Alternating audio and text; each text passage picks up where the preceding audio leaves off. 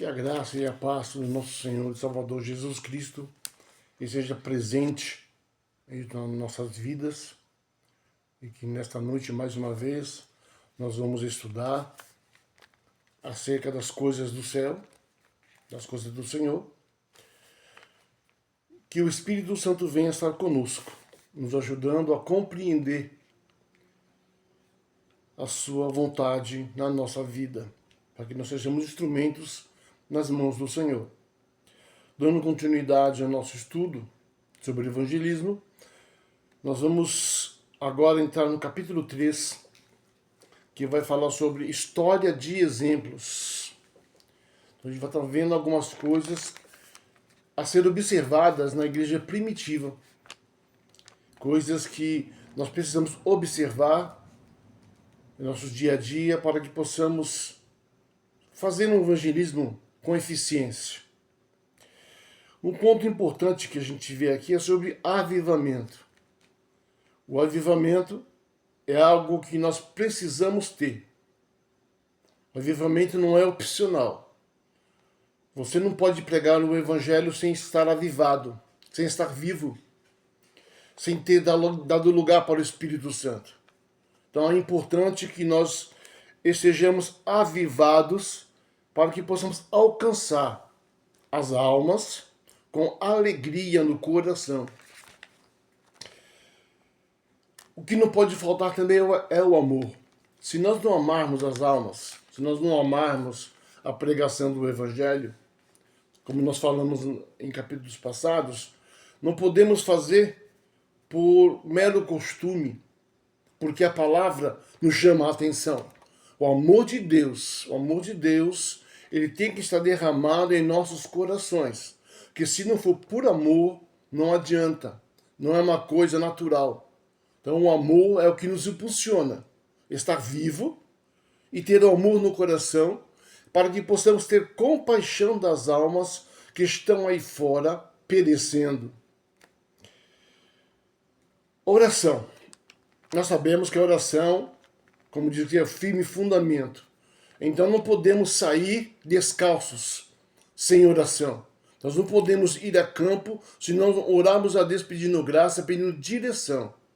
A importância da oração é fundamental na vida de todo cristão. E muito mais naquele que tem a chamada, que tem a visão da propagação do Evangelho do nosso Senhor e Salvador Jesus Cristo. Perseverança.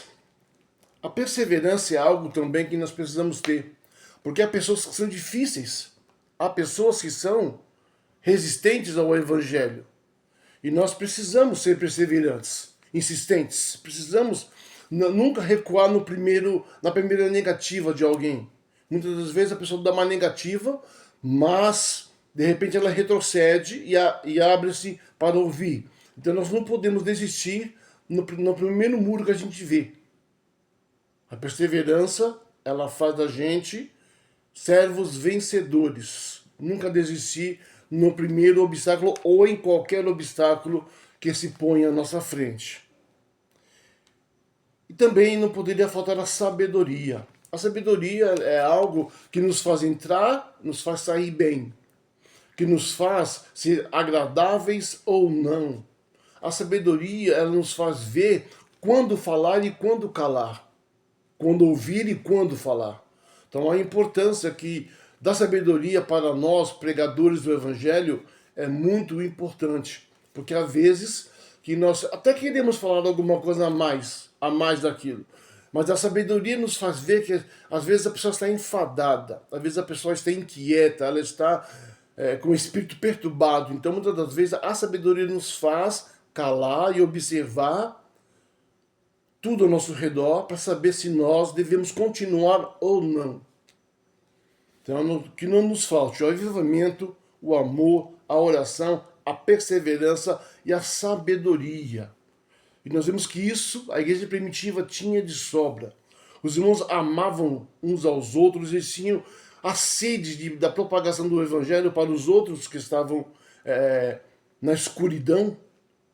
Então nós precisamos ter esse posicionamento que a igreja primitiva tinha, porque é isso que chamava a atenção das pessoas ao olhar um crente, ao olhar uma crente. Eles viam algo diferente na vida delas. Então, e isso é preciso ser visto também nas nossas vidas.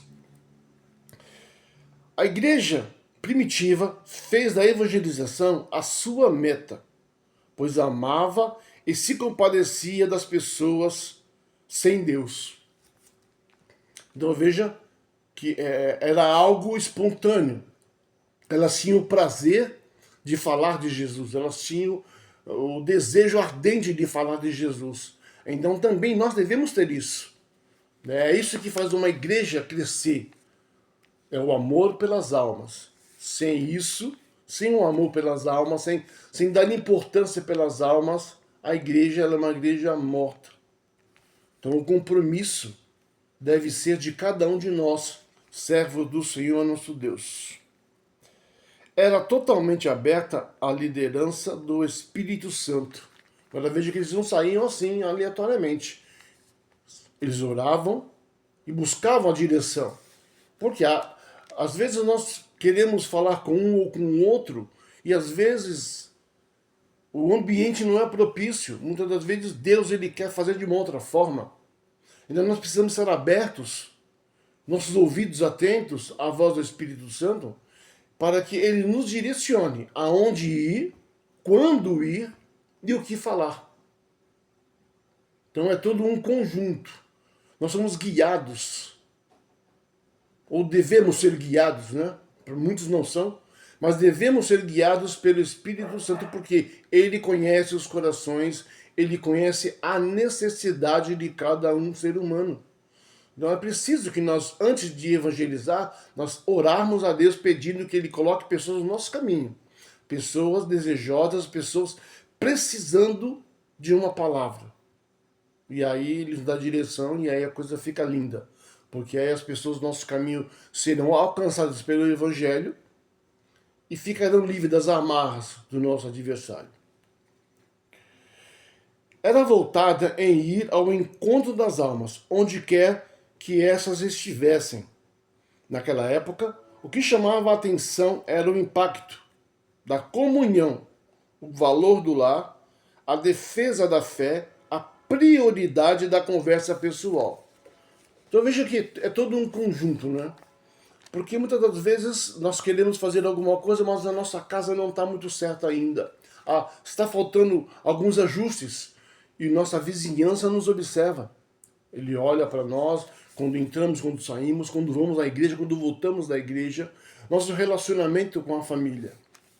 Então é importante que nós tenhamos esse conjunto aí, que nós mostremos, né? Nós falamos isso na aula passada, que devemos pregar com a nossa vida também. A pregação passiva é justamente essa. É pregando com sua própria vida, com seus exemplos, na sua vizinhança, na sua família, no trabalho, na escola, na faculdade, onde quer que nós estejamos. Isso é importante. A comunhão, é muito observado isso, porque o ambiente que o novo convertido ou o pecador vai entrar, ele tem que perceber isso, ele tem que sentir que há uma comunhão, há uma união entre os irmãos. Porque senão é fachada. Então ele vai entrar e vai perceber que é só fachada e nunca mais vai voltar. Porque ele vai ver que não é verdade aquilo. Então é preciso que nós tenhamos um amor verdadeiro, uma comunhão verdadeira uns com os outros. Aí nós vamos ver aqui também algumas frases ditas por pregadores do Evangelho, por missionários, por homens que passaram, que tinham sede, eles tinham verdadeira sede pela pregação do Evangelho para ganhar almas para o Senhor. John Knox, ele dizia: dá-me a Escócia ou eu morro. Agora veja a intensidade do desejo da alma desse homem. Dá-me a Escócia, senão eu morro. Então ele olhava para as pessoas com piedade do Senhor. Ele via as pessoas precisando, carentes de uma mensagem de salvação. Então ele ficava sempre pedindo a Deus que ele conseguisse ganhar almas. E nós precisamos ter isso também, esse desejo, quando vemos um doente, quando vemos um mendigo, quando vemos um pedinte, enfim, nós precisamos ter esse olhar de misericórdia para com as pessoas. Whitefield, ele disse: se não queres dar minha alma, retira a minha vida. Frase de impacto, uma palavra de impacto. Se o Senhor não quer me dar uma alma, então pode me tirar dessa terra, pode me matar, porque não faz sentido eu estar aqui na terra se eu não ganhar alma. Alene, ele era incansável, ele tinha um desejo muito grande de conversão de almas. E para esse fim ele derramava o seu coração em oração e pregação. Então ele era um verdadeiro avivalista. Ele estava vivo, avivado, com o coração cheio do amor, da compaixão, por pregar a palavra do Senhor a quem quer que fosse. João Bunyan: na pregação não podia contentar-me sem ver o fruto do meu trabalho. Então veja que ele saía para pregar, se ele não tivesse ganhado uma alma pelo menos, ele não estava contente. Ele não estava feliz. Ele saiu para pregar, pregou, alcançou, viu pessoas, porém, se não houvesse uma decisão de uma alma, ele não estava contente. Mateus Henry: sinto maior gozo em ganhar almas para Cristo do que ganhar montanhas de ouro e prata para mim mesmo. Ou seja, ele não queria riqueza. A felicidade dele, o prazer dele era em ganhar almas, não em ganhar riqueza para ele, acumular riquezas para ele. Ele preferia muito mais se derramar, se desgastar na pregação do Evangelho. Isso é que dava prazer na sua alma. Moody, ele disse: usa-me, Senhor, meu Salvador, para qualquer alvo e de qualquer maneira que precisasse. Aqui está o meu pobre coração, uma vasilha vazia. Enche-me com a tua graça. Moody foi um homem muito conhecido, muito usado por Deus. Onde ele passava, ele ganhava muitas almas. A história dele, já li a história dele, é algo muito impactante a história dele. Então ele diz: usa-me, Senhor, usa-me. Assim como Isaías disse: envia-me a mim, ele diz: usa-me, Senhor, usa-me. Então nós devemos nos colocar à disposição. E ele coloca, né? A qualquer pessoa e em qualquer maneira. Seja num ônibus, seja num transporte qualquer, seja na rua, seja no restaurante, onde estiver, que o Senhor o usasse. Esse era o desejo dele. Henrique Martin, ajoelhado na praia da Índia, onde fora como missionário, dizia: aqui quero ser inteiramente gasto por Deus. Porque a Índia é um país muito idólatra, há muitos deuses ali. E Henrique Martin, ajoelhado ali numa praia, ele disse que aqui eu seja gasto pelo Senhor. Gasto. Não importa o que aconteça, mas eu quero ser gasto, eu quero ser usado nas mãos de Deus para ganhar almas. João Hunt: Senhor, salva Fiji. Fiji era uma ilha. Salva este povo. Ó Senhor, tem misericórdia de Fiji. Salva Fiji. No seu leito de morte, ele dizia isso. Veja, mesmo pronto ou perto da sua morte, ele ainda assim pedia, ele se compadecia dos moradores de Fide. Então, nós devemos olhar para isso e ter essa visão como pregadores do Evangelho, onde pedindo que ele venha salvar a nossa família, que ele venha salvar a nossa rua, o nosso bairro, a nossa cidade, para que vidas venham ser alcançadas pelo Evangelho através de nós.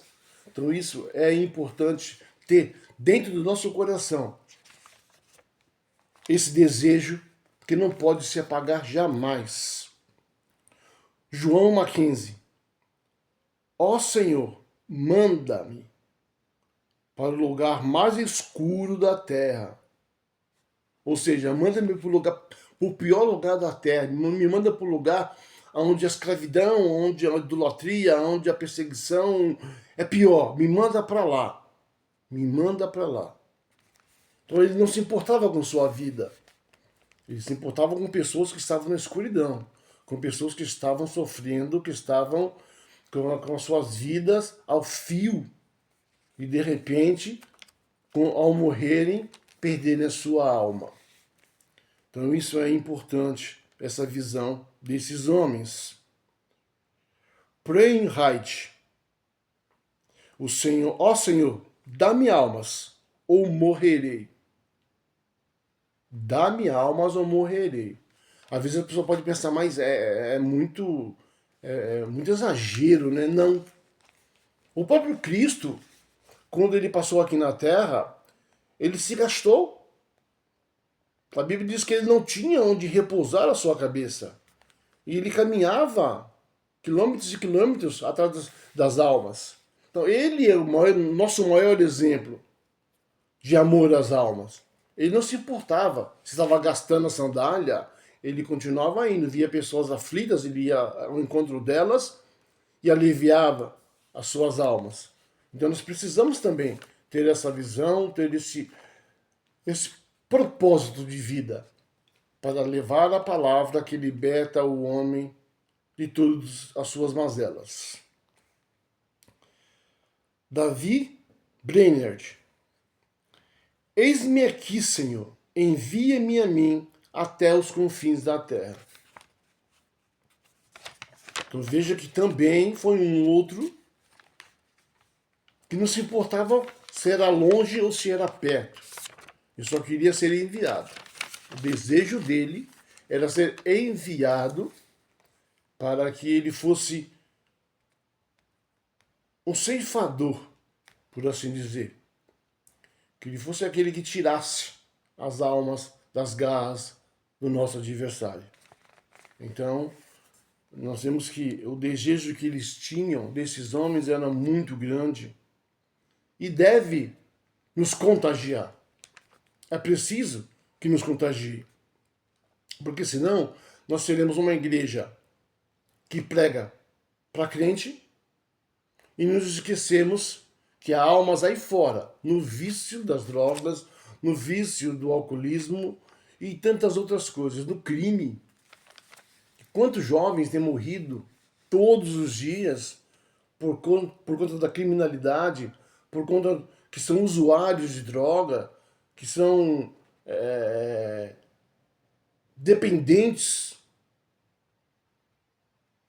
dessas maledicências aí, dessas coisas tão ruins. Então nós precisamos ter a visão que esses homens tiveram, ter a atitude que esses homens tiveram, para que o Senhor ele venha nos achar fazendo assim quando ele voltar para nos buscar. Que o Senhor tenha prazer em nós. Cada vez que nós deitarmos na nossa cama, nós sabemos que nós fizemos o que era preciso ser feito. Pregar o Evangelho. Para levar as pessoas à luz. Porque nós somos luz. Então, se nós somos luz, precisamos irradiar essa luz e mostrar a luz verdadeira que é Cristo. Então, a importância de nós observarmos a vida desses grandes homens grandes pregadores, grandes missionários que passaram por essa terra e fizeram história. Que nós também possamos fazer história. Que o Senhor venha nos usar como canal de bênção, como instrumento em suas mãos, de forma que, ao alcançar uma alma, nós tenhamos prazer e uma alegria e um gozo perfeito diante de Deus. Partimos agora para o capítulo 4. O capítulo 4 nos chama a atenção que para nós pregarmos o Evangelho, para nós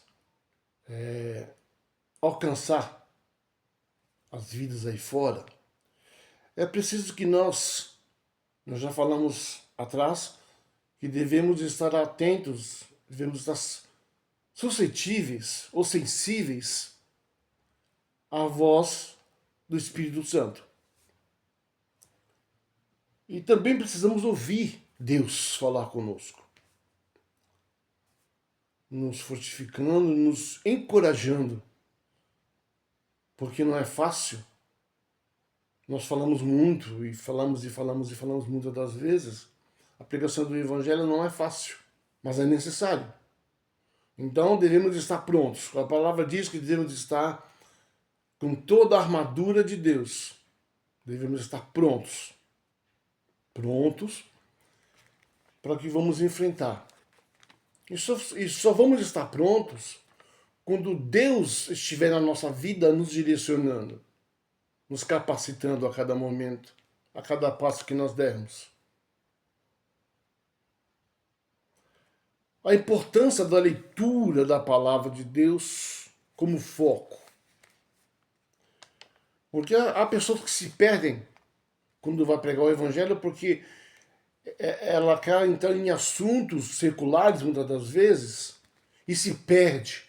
Mas a importância que nós temos que dar é para a pregação do Evangelho. Marcos, Mateus, João, Lucas, Atos dos Apóstolos, enfim, livro de Romanos.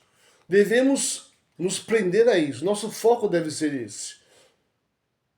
Apontar Jesus.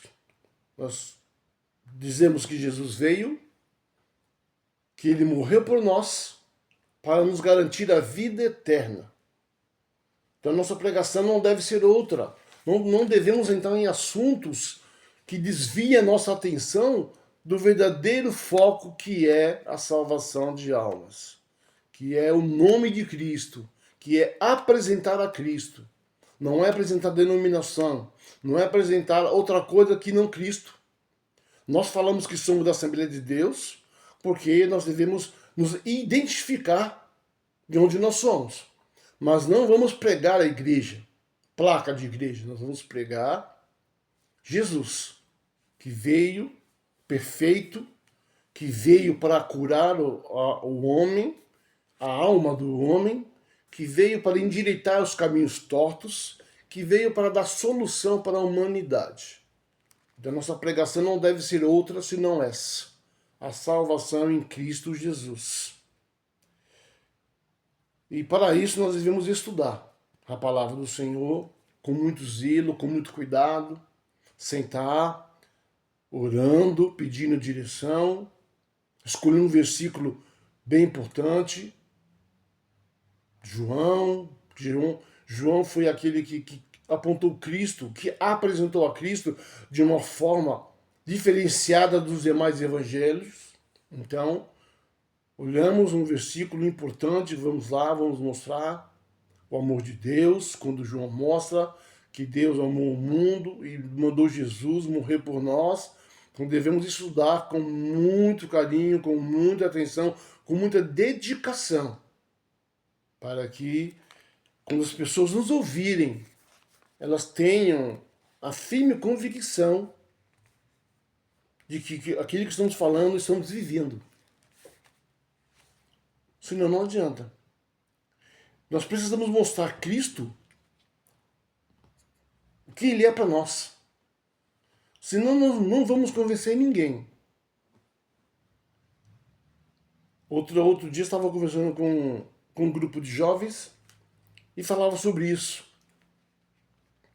a respeito de que Cristo é para mim.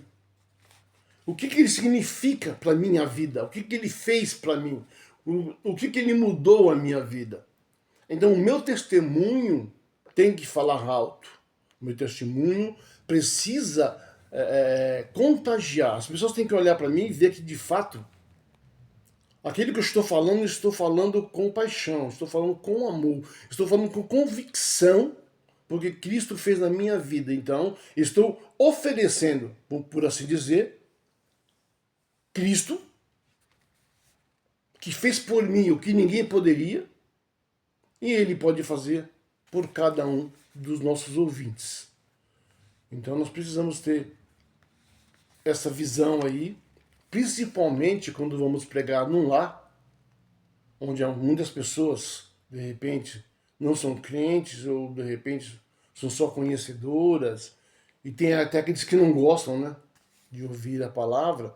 Nós temos que ter um cuidado muito grande para apresentar a Cristo para essas pessoas. Precisamos ter um cuidado grande para demonstrar que, de fato, Cristo ele é real. Muitas das vezes contamos um testemunho para mostrar para as pessoas que, de fato, ele é importante. O capítulo 5, ele vai falando sobre os tipos de evangelização. Os tipos de evangelização. São dois tipos de evangelização. O pessoal e a evangelização em massa. O pessoal é esse que a gente faz todos os dias, de pega o vizinho, alguém da escola, do trabalho, na rua mesmo, caminhando, de repente podemos conversar com alguém, na fila do ônibus, na fila do metrô, do banco, enfim, onde quer que nós possamos nos achar. Então esse é o evangelismo pessoal, onde nós vamos estar ali face a face com a pessoa e estar falando as verdades bíblicas para essa pessoa. E quando se fala em evangelismo em massa, nós falamos do quê? Nós falamos em aglomerações, num ginásio, num colégio, numa praça pública, enfim, aonde haverá ajuntamento de pessoas. Então, nós devemos observar todo um contexto, porque esse é o tipo de evangelismo que não é fácil de fazer, porque nós temos que observar todo um contexto onde nós vamos estar, a cidade, se ela propicia um espaço que congreguem pessoas, X pessoas, 100 pessoas, 500 pessoas, 1000 pessoas, se há de repente um colégio que possa ser usado, se for um colégio público, tem que ser feito todo um trâmite legal, tem que ser feito um comunicado, uma petição para a diretoria da escola, para liberar a escola nesse dia que será feito, toda uma preparação. Se for numa praça também, tem que ser pedido nesses grandes eventos, é preciso de uma autorização, porque de repente é preciso ter a polícia ali para resguardar, a polícia de trânsito para ver o fechamento de ruas, enfim. Então tem que ter todo um planejamento. Então nós olhamos e vemos que é preciso ter esse cuidado. Primeiro planejar. Você planejar onde será feito e quando. Porque tem muitas datas que não são propícias para o ajuntamento de pessoas. Por quê? Porque de repente é inverno, é muito frio, então as pessoas não vão estar ali. Muito raramente vai ali uns 10, 15% da proporção que a gente estaria pensando. Então, não é bom Temos que pensar, de repente, se estiver chovendo, se for uma época de chuva, não é propício, pelo menos numa praça. Pode ser feito fechado numa quadra de esportes, num colégio, mas é preciso ter esse cuidado de examinar primeiro o tempo. Como estará o tempo na época que nós queremos fazer o evento. Nós temos que organizar tudo. Quem vai trabalhar onde, de repente vai ser preciso pessoas para estar orientando, né, na hora da palavra, está direcionando as pessoas que certamente se entregarão para Cristo. Então precisa ter pessoas já preparadas, uniformizadas, também caracterizadas, para ser bem vistas ali, reconhecidas, para levar as pessoas à frente, para ter o cuidado, de repente, se houver alguma desestabilização, de repente, se houver algum movimento estranho, há pessoas para tomar conta disso. Então é preciso ter um cuidado muito grande. É preciso envolver um número grande de pessoas da igreja para isso. Então nós devemos ter esse cuidado, essa visão. Para quê? Para que as pessoas sejam alcançadas e sejam de fato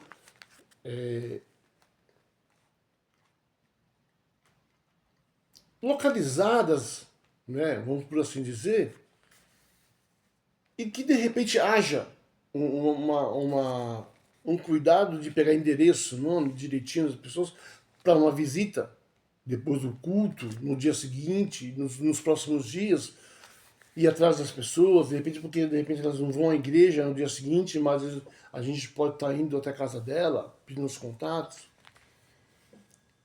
Então é preciso ter todo um aparato aí de som. O som tem que estar muito bem colocado, porque a voz do pregador, do cantor, que certamente estará ali, tem que ser bem audível. Então não pode ser aquele som ruim que de repente as pessoas que vão agravar o ouvido das pessoas.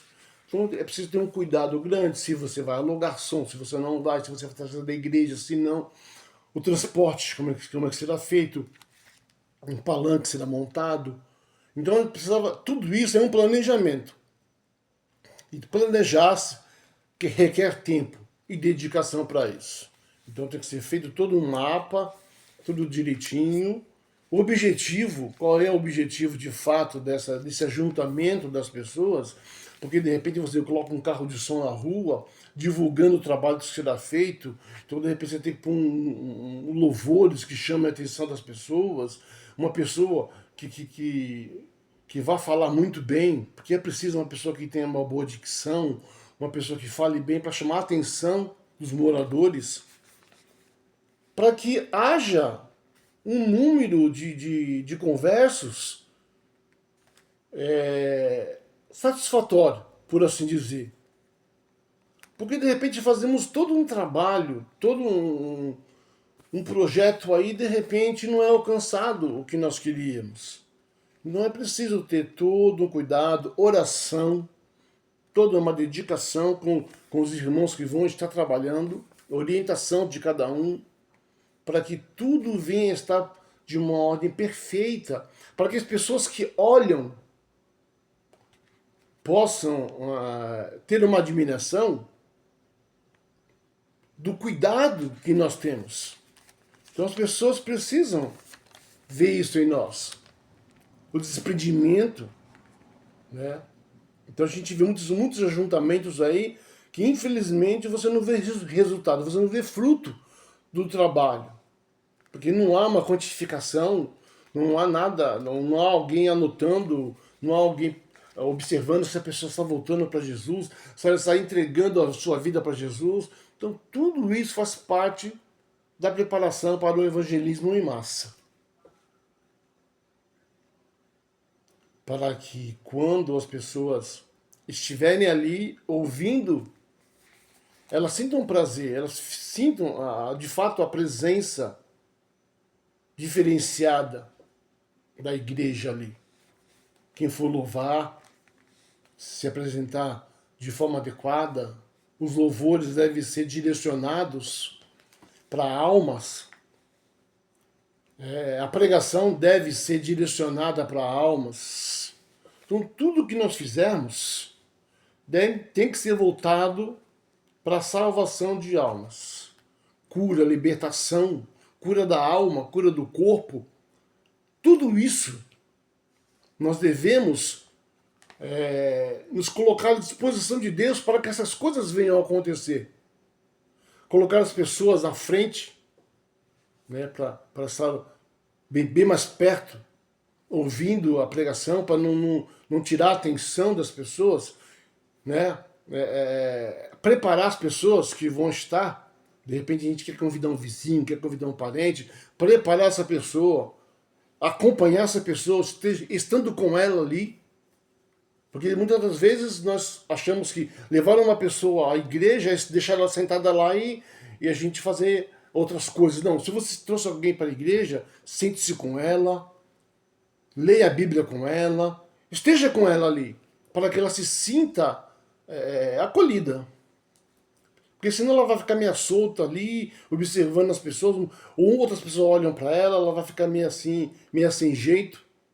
Eu já vi muitas pessoas, já ouvi de pessoas que muitas das vezes é isso. As pessoas, eu vou na igreja, mas me deixam lá e eu não volto mais. Então é preciso que, quando se convida alguém para um evento, é preciso estar com ela ou pedir para alguém acompanhar. De repente você vai trabalhar no evento, mas você deixa alguém ali, né, já apresenta, não, isso aqui é fulano, fica junto aí, e eu vou estar trabalhando, volta e meia, estou passando por aqui, para dar atenção. Dar atenção. E de repente você perceber que alguém está fora ali, alguns metros de isolado, chegar até a pessoa, convidá-la para mais perto, de repente a pessoa está ali sem jeito, mas alguém chamando, ela se sente mais encorajada e ela acaba vindo para perto. Porque todas essas coisas, irmãos, tudo isso, ela é de suma importância para nós, pregadores do Evangelho, observar todas essas coisas. Porque o mundo secular faz isso. O mundo secular, quando vai fazer um evento, eles sentam, rascunham, rabiscam meses de antecedência para ter certeza que aquilo vai dar certo. Então, a palavra do Senhor diz que os filhos das trevas são mais prudentes que os filhos da luz. Então, nós precisamos também nos preparar espiritualmente, precisamos nos preparar com materiais, com tudo, para mostrar para as pessoas a importância que as suas almas têm para o Senhor e para a igreja. Então, nós terminamos mais esse capítulo. Então, que nós possamos meditar nesses irmãos, nesses pregadores, nesses missionários, nas suas palavras, que de fato nós possamos copiá-los, por que não dizer assim, que a gente possa imitá-los, porque isso é importante. Quando o amor de Deus é derramado em nossos corações, nada nos impede de pregar, nada nos impede de tentar buscar alguém que está nos vícios, que está na escuridão. Então, que Deus em Cristo verdadeiramente permaneça conosco, nos ajudando, nos enchendo da sua graça, nos fazendo ganhadores de almas, para que naquele dia o Senhor, lá no céu, disser para nós, servo bom e fiel. Você imaginou Jesus dizer isso para nós? Servo, serva, fiel. Sobe para o gozo do seu Senhor. Eu acho que será um prazer imenso, uma alegria enorme para nós ouvir isso do nosso Senhor Jesus Cristo, que nós aqui na terra fizemos a sua vontade, que nós aqui na terra ganhamos almas para o seu reino. Então, que o Senhor permaneça com cada um de nós, nos ajudando, nos fortalecendo, nos dando sabedoria para estar fazendo a sua vontade. Amém?